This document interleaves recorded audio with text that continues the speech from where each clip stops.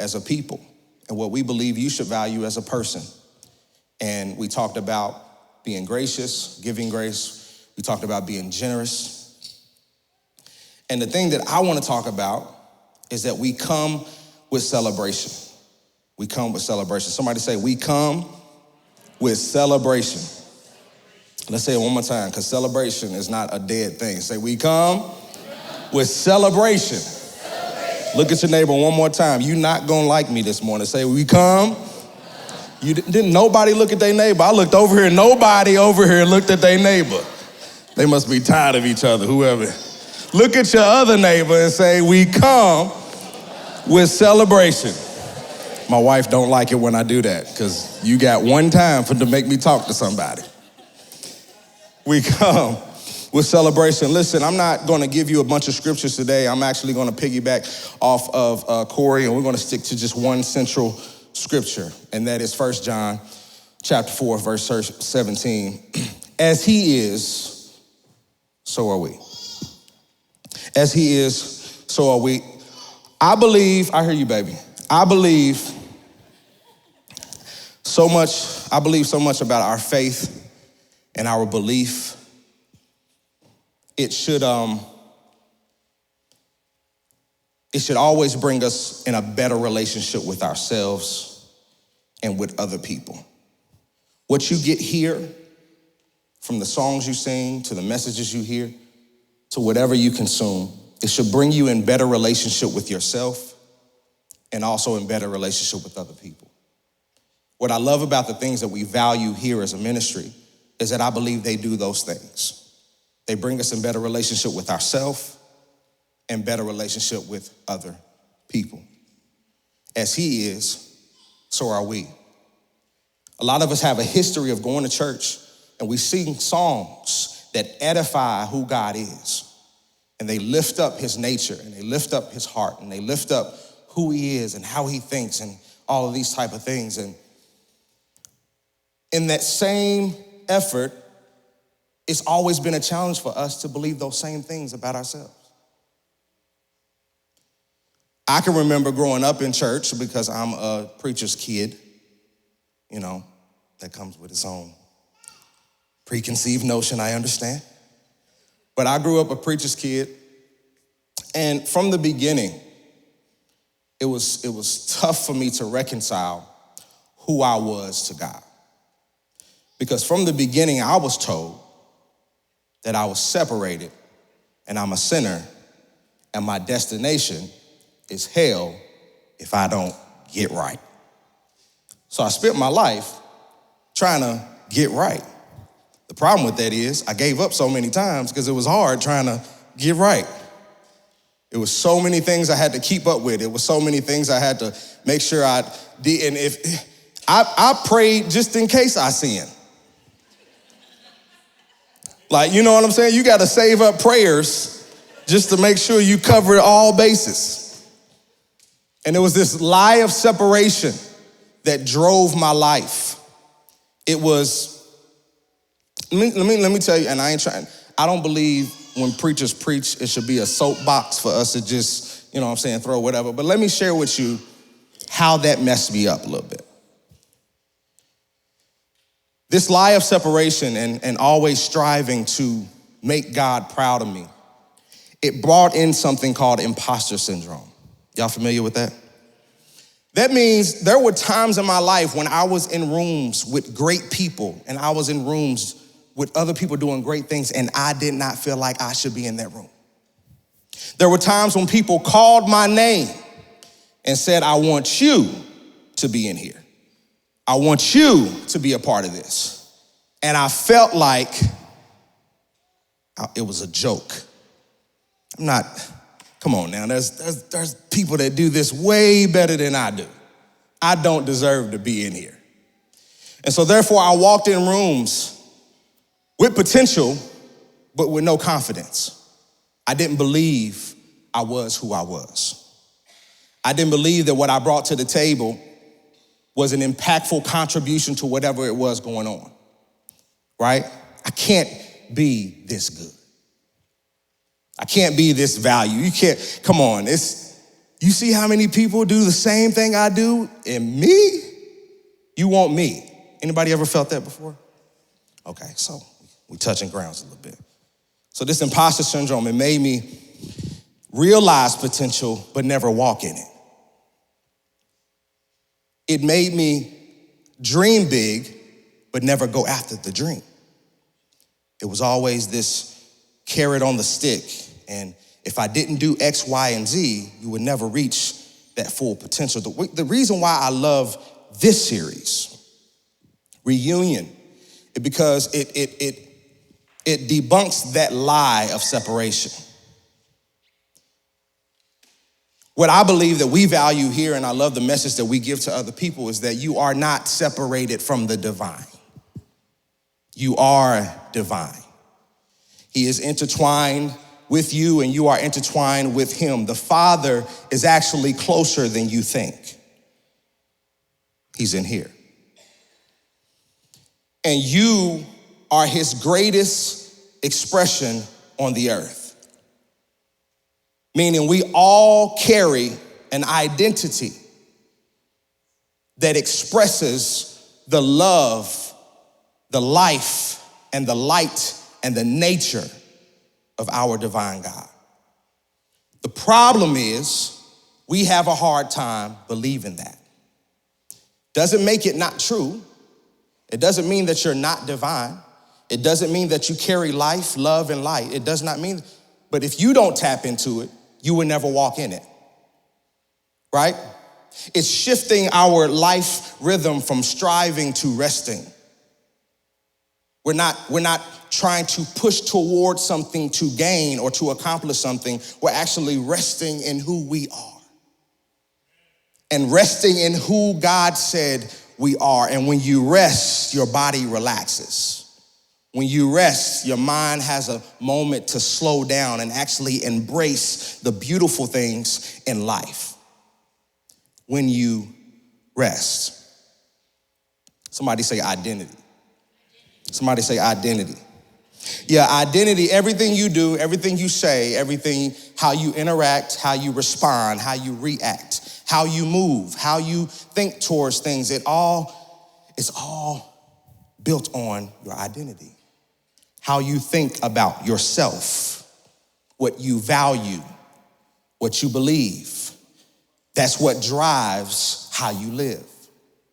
And for so long, and I'm only speaking about myself, for so long I felt like I did not deserve.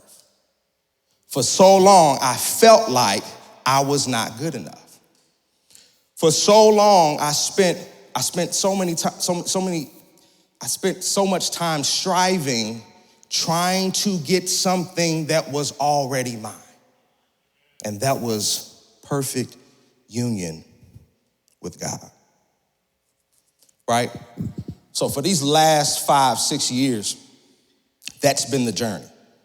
Living from a different premise, living from a different launching pad, living from a different place of resting in who God said that I am. It ain't easy. I mean, I got taught the lie of separation as a kid. So you ain't gonna undo it in a few years. I'm 34 and I just now started embracing this journey at around 28, 29. So I got 27 years to unravel and work on. Some of y'all was like, yeah, it's a lot of years. But this is what our launching pad should be. It's from this identity that we are in perfect union with our Father. I told you I don't get tired of me. I need you to point to yourself and say, I am in perfect union with the divine. Can we say it again? I am in perfect union with the divine. With that in mind, I live differently. I approach and I embrace life differently. Instead of worrying and complaining and wondering and hoping and waiting for excitement, I live with excitement. And I learn how to find joy and peace in whatever season of life that I'm in. right? Because I'm not living life separated from my Father. I'm living knowing that he resides right here in me. Right here in me. The greatest example of that was Jesus. What I love about Jesus is that Jesus showed us in so many ways how to celebrate. I mean, from weddings to meals with friends, to going to parties, to recreation. Jesus was that dude. I mean, he knew how to live life, and I wonder why. He knew who he was. He was secure in who he was. So I flowed from that identity. And Jesus was the perfect example of showing us how we should live, how we should walk in rooms, how we should wake up in the morning and embrace the day, embrace our moments, embrace our seasons from a place of knowing who we are. You don't have to pray to make God move. You don't have to fast to make God move. You don't have to do these things to bring him closer to you. They may bring clarity, that's great, and I hope that clarity brings you to perfect union and realizing that that is the union you have always been in. If there's any clarity we need, it's the clarity in believing that truth and that reality that has always been true. That has always been true about you and about me. That we are in perfect union. Someone say perfect union. Yeah, Jesus went to weddings. Jesus partied. I can only imagine. I think Jesus cut a rug a couple times too. You know what I'm saying? He may have had to pick the robe up, but he cut a rug. You know what I'm saying? All the little TikTok dances we be seeing and all the popular dances from all the generations, whatever generation he was in. I wonder what dance steps they had in that time. Like, because we can think of the 80s, we can think of the 70s, the 80s, the 90s, the 2000s, and up until now, and there was a dance for every generation, right? I wonder what rug he cut. I bet you he got down. I mean, come on, man. The dude turned the water into wine. He said, it ain't no party unless we got some of this in here. Jesus was that guy. He was gangster, man. He came in because he was secure in who he was. He knew what he was doing. He knew how to go about it. He knew who he was. He was secure in his identity. He knew that he sat at the right hand of the Father. He knew that the Father was in him, and he's telling us in his word that as he is, so are we. We can walk in rooms with that confidence. We can walk in rooms understanding that, look, I can be the life of the party. Don't you hate it sometimes when you come in with an expectancy to party or to have a good time and everybody is a drag? You ever felt that before? Corey said church. This is true. Not this church though. But we've been to some churches. Came here to praise and it's like, Jesus, what's going on? But you walk into the room and it's like, man, you ready to throw down, you ready to just have a good time and relax and let your hair down and have some laughs and you've been at work all week and you come in here and it's just like low energy. Like, what are we doing? Y'all been working all week and this is what you bring to the Friday night gathering? Like, I can only imagine how Jesus felt when he walked in some spaces and he noticed that people weren't celebrating. People weren't vibrant. People weren't moving with life and with a rhythm. I know what y'all need. Y'all need some wine. Let me get some more wine. Let me bring that in here. That'll get y'all moving. But when you show up in those spaces, you either do what? You either leave and be like, nah, I ain't doing this. Or you try to muster up some energy and try to hand it off to other people. Sometimes it works, sometimes it don't. Some people you just can't move. Them are the people I'm concerned about sometimes, because it's like, you ain't got nothing to smile about? Just for a moment, you know what I'm saying? We can go back to whatever life is doing right now, but just for a moment, just crack a smile and just breathe for a second. Everybody just breathe for a second, because the truth is we're human and life be life, and we go through things and we go through hardship and we go through a lot of things, whether it's family, finances, school, work, the world. You look at the news, you look at social media. That's our news now. On social media, we don't even watch the other news we used to watch. You know what I'm saying? So we look at everything that's going on and it brings us down at times. There's things that we feel in the room all together as a people. And then there's hardship that we all deal with individually. This is true. So the celebration that I believe we should come with, it's not the celebration of where we ignore life. I'm not saying that we should ignore life. I'm not saying that we should escape reality. What I'm saying is that we should first embrace the reality that God is with us in and everything that we face. And he feels it all. He feels it all. Mally had a championship basketball game yesterday. Dude been killing all season. I'm proud of him because dude has just been growing tremendously. Yesterday, I had to leave work so I can get to the game. I got to the game right when the fourth quarter started. And they were up by 5. 2 minutes in, they was down by 2. And I ain't gonna give y'all the parent side of me of how I felt about the game. What I will say is Mikey's crazy. You know what I'm saying? I will say that. She ain't hit nobody, but she came real close to it. So when she told y'all that she's that type of parent, she's that type of parent. Seriously. So it's fourth quarter. It's crazy. I'm talking about the energy's really high, and you know how parents can get at children's games. I mean, they go crazy. So the refs, they making bad calls. Kids are pushing and shoving everybody everywhere. I'm talking about it is mayhem. It's going crazy. And I'm trying to stay focused on the game. I'm watching my son, and my man, he's just showing leadership because dude is so much pressure. There's so much energy in the room, and dude is still so engaged in the game, and he wants the ball, and he's pushing. He's doing what he needs to do to try to fight for this win. And I hear a little voice during this fourth quarter, and it was Isaiah, so engaged in the game. You can do it, Mally. Play defense, Mally. I'm talking about he's there. He's supportive. He's believing for the best, and he's present. He's engaged in what's going on, and he's there to celebrate his brother. Unfortunately, they lost the game. And Mally is emotional, but he's carrying it, right? You could tell he want to cry, but he's holding it together. So after the team huddled up and they talk after the game, I come and I embrace him and I tell him how proud I am of him. And hey, son, it's moments like these. This won't be the first one. And when I hugged him, he just broke down. So then he cries, then he cleans himself up, and then we walk over to the family. Guess who else is crying? Isaiah.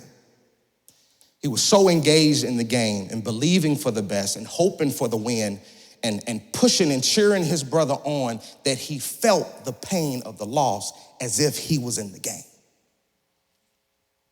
It was that closeness that I recognize, and it's that same closeness, it's that same feeling that God has when you live life and go through things.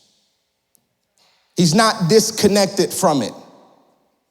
He's not the God that says, oh, you'll get over it. He's not the God that says it's just a game. He's not the God that says tomorrow to be different.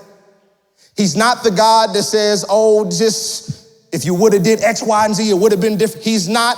He's the God that gets in it with you.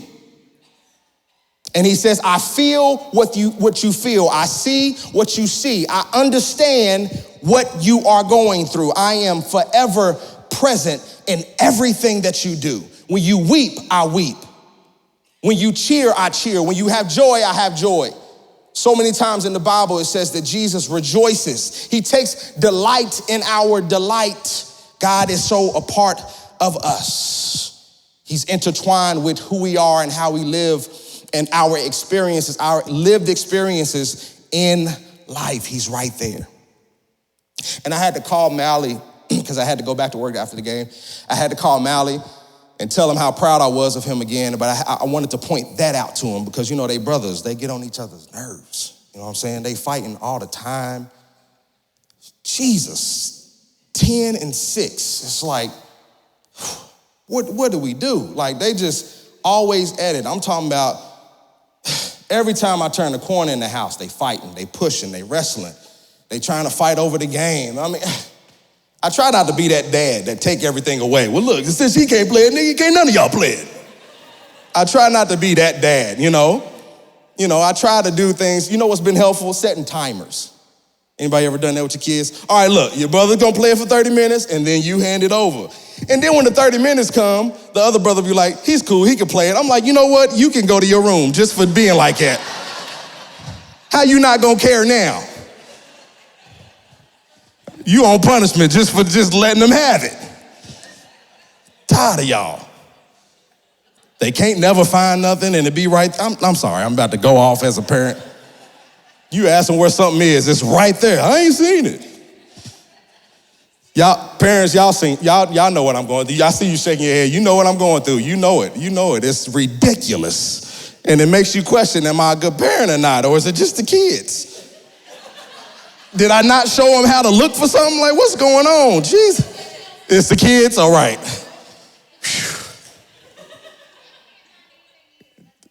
Yeah.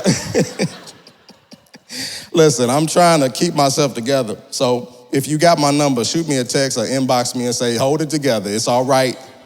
They actually are crazy. They really are. It ain't you. But anyway, I had to call him and I wanted to point that out to him because I recognize how they can be as brothers. I have a little sister too. We got into it all the time. But I wanted to point out to him, I said, you know who else was crying with you at the end of that game? Your brother. And your brother was so engaged in that game and so engaged in that moment, and he wanted you to win. I said, I don't care how many fights y'all get into, he wants you to win. He wants you to put on your best performance. He wants you to win. I'm right there with you, cheering you on. I see the other kids shoving you, but you got it, Mally. Play defense, Mally. Score the bucket, Mally. When he scores a bucket, I'm cheering when he scores. Your brother wants to see you win every time. And I said, I just wanted to point that beautiful moment out to you because I understand you're the older brother. Little brothers get on your nerves, and sometimes you do need time by yourself. But I want you to know, your brother wants you to win. So I don't care what goes on, know that he is always in your corner.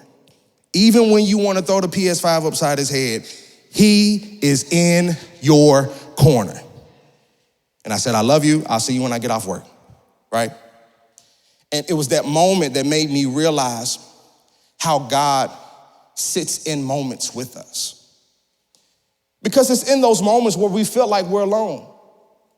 It's in those moments where we feel like there's God ain't right. He can't be right here, right? But God is sitting in those moments with us. Somebody say perfect union. So it's from that premise of perfect union. It's from that reality. It's from that identity where we learn how to become people who understand lived moments. We understand lived experiences. We understand that we are all people on a journey, trying to live, trying to love, trying to find success, trying to do everything. We're all on different but same journeys. And it's understanding that even when the journey gets tough, the least we can do is find value in our journey. It's find value in other people. You know what celebration means? By definition, celebration would tell you that it is to make a certain day or event special, right? That's the act of celebration. You know the purpose of celebration? The purpose of celebration is to find or recognize or lift up the value in someone or in a community, right? It's to pinpoint something that we see in someone or in something, and we want to lift that up. So when we say we value celebration and we come with celebration, we come with the intent to see value in other people. We come with the intent to not only see it, but to recognize it and lift it up, right? Because it's in the seeing, it's in the recognizing, it's in the lifting up that changes the synergy in the room. It's in the seeing, it's in the lifting up that changes a person's countenance of how they see themselves. It's in the seeing And it's in the recognizing and it's in the lifting up that makes a person walk different about themselves. When I say we come with celebration, we come with the ability to see greatness in everyone that we come across. Because Jesus did the same thing for us. And you're only able to really do that when you understand the greatness that is within you. Because a lot of times we either don't make the effort to see the greatness or we can't see the greatness because we don't really believe that about ourselves. So we project that on to other people. And God is saying, I want you to be so secure in our union. We are so, hey dog, we locked in, man. We are locked in. And he also said in the Bible that there is absolutely nothing that can separate me from you. Nothing at all. We are forever locked in. It's from that security. It's from that union. It's from that chain that is so locked in that can't nothing break it. That's where you express the best parts of yourself. That's when you're able to see people, love people, value community, value connection, because you're so secure in who you are. I don't know about you, but my journey every day is to become more secure in who I am. Because I know that anyone that is in my proximity are going to experience the best version of me when I believe the best version of me. My children will get the best father. My wife will get the best husband. My friends will get the best friends. My sister and brother will get the best older sibling. You will be the best version of yourself if you believe that about yourself. I don't want us to continue to live with this lie of separation as if God is in this distant world and we have to do X, Y, Z to bring him into our proximity. No, you've been in my proximity. We've been intertwined. You just haven't realized it. That's the lie, is that you have not realized that I have always been there, cheering you on, crying with you, sitting in it with you. I was there when that happened. I was there when that happened, and I'm gonna be there when other things happen. I've always been there. Somebody say perfect union. I'm almost done. Tim, you can come out and help me, land this plane. Perfect union. We come with celebration. I believe Jesus cut a rug. I hope you take that from this message. I believe Jesus infused excitement into situations. I hope you take that from this message, because I want you to be a person of light, realizing and understanding that I actually have the power because I know who I am, because I know that the Father is in me. I carry something that I can literally walk into the room and shift the energy of what's going on. It's something to dance about, ain't it? It's something to celebrate. It's something to cut a rug to. It's something to get excited about when you can walk in the room and know who you are. It's something about being able to wake up in the morning and know that you can go into places and what's going on there is not going to dictate who you are and how you show up. Every single person in this room carries value, and there is something special about you that is tailor-made for you. And there is something that you can believe about yourself so that when you walk into work, when you walk into school, when you walk into your home, you carry this air about you. You carry this aura about you. You carry this light about you, knowing that I'm so secure in who I am. I know what I bring to the table. And the truth is, yes, there's other people that may be able to do what you do, but there's a reason why you're at the table. Walk in that reason why you're at the table. Walk in there believing that I deserve to be where I am standing. Believe every great thing about you.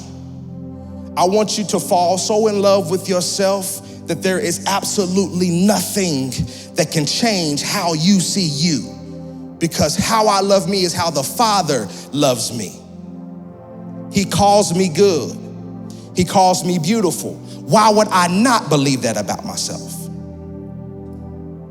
Why would I not believe that about myself? And I want to leave the stage asking you this question. What would your life look like if you believed fully what God believed about you? What would your life look like if you believed fully what God believes about you? And if you can answer that question, I want you to embrace that answer. And I want you to live life. And I want you to find and live with celebration in every season of your life, because it's something to dance about. When you begin to believe how beautiful and how good you are, and you're so intertwined with the Father, and there's absolutely nothing that can change that. Amen. I love you all, beautiful people. You are good.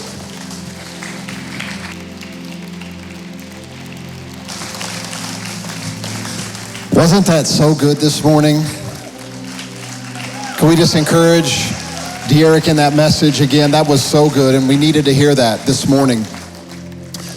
Also, I wanted to close and let you know that something pretty incredible happened today that really lined up with the message, especially when De'Eric was talking about not only what celebration is, but the purpose behind it.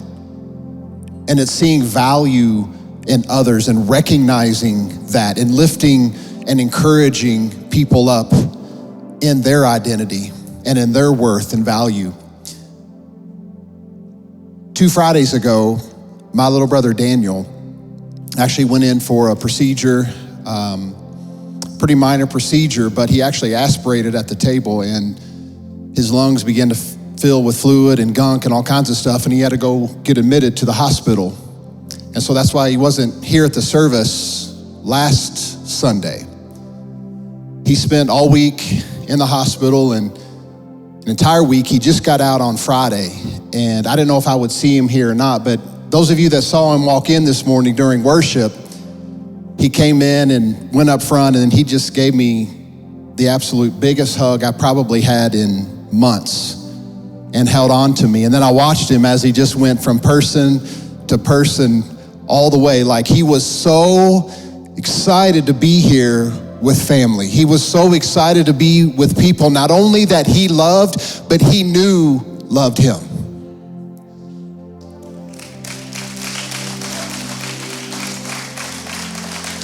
And in an instant, in that embrace, my full perspective this morning shifted of why I love coming into this place. Because I get to be with family, and I get to be with people that I can encourage and I can lift up and that I love dearly, but I'm with people that also can encourage and lift and celebrate me as well. And that's what we experienced today through that message. So thank you, Pastor De'Eric. I really appreciate that. Today was so good. Well, I can't wait to continue. Okay. Hold on. Can I just come down there real quick? If Pastor De'Eric wants to say something, we're going to give him permission to say something here. Hold on. It's just one of those thoughts that go through your mind at times, and I just feel like this is really for somebody here, because somebody think, I got to get away to get with God. I got to get away with get with God. Like, you got to get away from people. But I had this thought this morning that you want to get closer to God, get closer with people. You can't separate it. We are one with Him, and we're really one with each other too. Amen.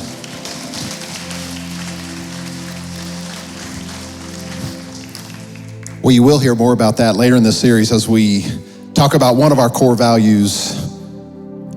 We thrive in community, and we really do. Well, we hope you were encouraged today. I know you were, because I know I was.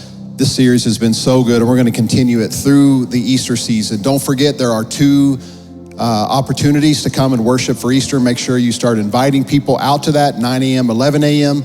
Also in our children's department over in over in the gym and over in the kids' classes. I know for the Easter service, If you've never served or never stepped up, I know Pastor Tish would love if you would take it upon yourself to serve one, attend one for that Easter service, just to make sure we have all the bases covered, because we know we're going to pack this place out and so many people are going to hear about the goodness of God, and I can't wait for that. But also just want to let you know that we do sincerely not only appreciate you coming each and every single week, but giving and serving.